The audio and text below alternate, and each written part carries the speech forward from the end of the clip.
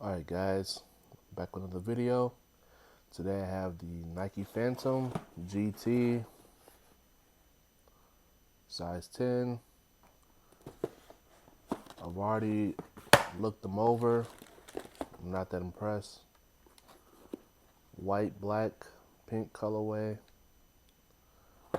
Not that great of a colorway to be honest. As you can see, we still have the kind of two-piece outsole. Now we just have the little spine that goes in there.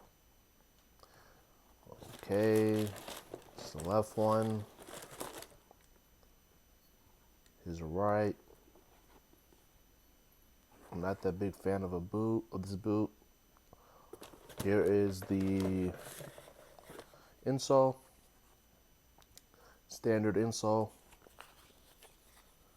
As you can see, has this little piece from the Mercurial that is supposed to lock into the sole plate so that the insole stops moving. But it's very this boot is very similar to the Mercurial, except that it's a little wider, but it's a little bit longer too. So if you're looking to buy these, go have size down. For whatever reason, it doesn't fit as tight as the Mercurial. Nike calls themselves trying to harken back to the Hypervenom, the first one with this boot, but I don't really see it. The first Hypervenom had a really nice fit. It was wider than the Mercurial, but it still followed your foot. It still had zero space inside of the boot. With this one, once you start to flex and everything, you will see there's a lot of excess material. You will see it even on, if you watch pros, you will see that there's a lot of excess material on the boot, and I personally don't really like that. The fit is okay, but I just think that it could be a little bit more streamlined, I think is the word. So, the big, I guess, gimmick of this boot is in the name itself, GT, which Nike is calling generative texture. What that is that all in this boot, as you can see, there's little dots that Nike says was formed in from the Flyknit, and it's supposed to provide a little bit of grip, similar but not exactly to like the Predator. Personally, I have not tried this boot out. I'm not going to. I'm going to return these because I'm not too impressed with this. Um, as you can see from the sound, that yes, the texture is more heavy.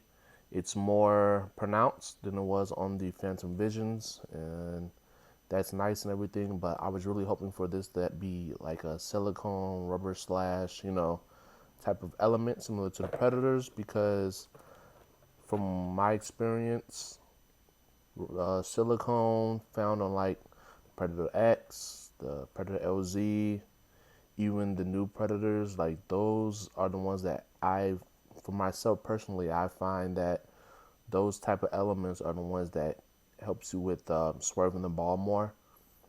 Stuff like this was just it's just more of a sandpaper kind of finish. It doesn't really do anything as far as I'm concerned, as far as my technique and everything like that sort. I'm not that great, but like I said, I find I can get a little bit more swerve with the actual silicone elements of the Predator series. With this one, I'm not too impressed, as I keep saying over and over again. Um,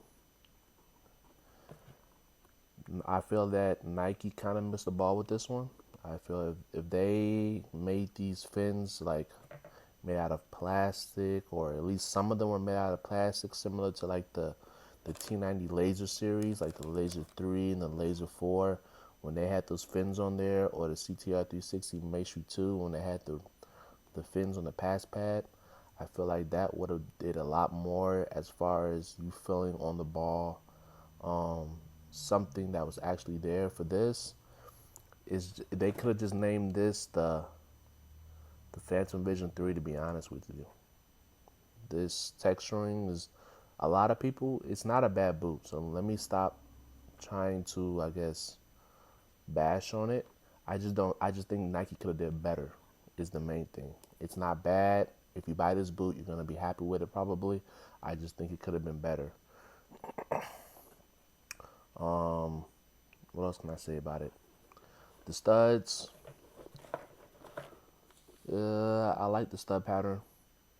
This little conical stud cut in half, I don't see the point of it. I see this is kind of like their spin on a conical stud, the same way that Adidas did with the Nemesis series, with the Nemesis 1 and 2, or the 19.1 and the 18.1. They kind of had like those half moon shaped conical studs.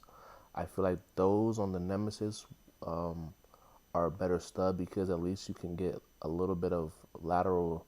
It stays in the ground better. But with these, like it's gonna mostly act like a conical stud.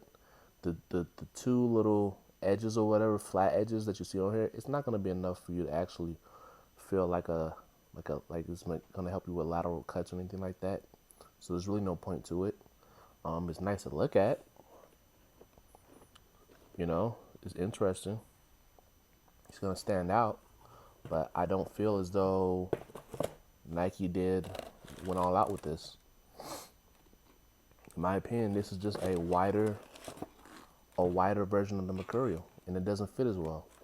If anything else, because with this boot coming out, with the Phantom GT coming out, the Venom and the Vision are now discontinued. What they could have did is that they could have taken the what is it, the shape. They could have taken the shape off of the Phantom Venom because I really like the shape on that. It was wide, but it still held your foot in. There was very little space to it. They could have used that shape on the Phantom GT, and I think it would have been better. You wouldn't have to go a half size down. This would have been a less it would have been felt less bulky, and I felt it would have just had better lockdown. Especially with the Venom had Flywire, and the Flywire felt good on the Phantom Venom, and I don't see why they didn't put Flywire on here. They're not using Flywire on the Mercurial because you said that there's high tenacity yarns, but as far as the tech specs goes for the Phantom GT, there is no high tenacity yarn. It's just Flywire with the Nike Mercurial reinforcement cage in there. You could have added Flywire and it's just Flyknit. There's no high tenacity yarns on here, and you could have used the Flywire to help with the lockdown and making the boot more stable. The heel, I'm not a fan of this internal heel counter. It's kind of soft. Well, not soft, but softer than most heel counters. The inside is suede, which is nice. But again, I was just a big fan of the Phantom Venom. I really like to fit on those. I have kind of a wide foot, so you would think that I would like these, but even these I just don't like to fit on these. I just think that they kind of messed it up on here. I don't think this is a dud, but I think Nike kind of missed the mark with these. They are light. I don't know the exact weight of these, but I'm sure they're probably around like 7.3 ounces. So yeah, I will be returning these. I'm gonna try and get the what is it, the Adidas X Ghosted. I'm gonna try and get those. I think pre-order is on the 11th, and then they start shipping them out like late August, early September, or something like that. So I'll be trying to get my hands on those. But as far as these, I'm pretty sure I'm gonna return these. Yeah. Not to mention, I'm not a fan of this color blocking. This black stripe makes the boot look a little bit bulky. Kind of, it reminds me of the Air Max. I think it's the 95. Is it the 90 or 95? The one where the mud guard goes around the boot, and it just makes it look like a sneaker more than a football boot. It doesn't make it look streamlined. It makes it look kind of like the toe box is bigger than what it is. So yeah, this is the Phantom GT. As you can see, go a half size down. Even if you're a wide foot, I say still go half size down because I have a wide foot and my toe was not touching, my big toe was not touching the front of the boot. So if you want a snug fit, go half size down. If you want to fit where your toes can move around, then stay true to size.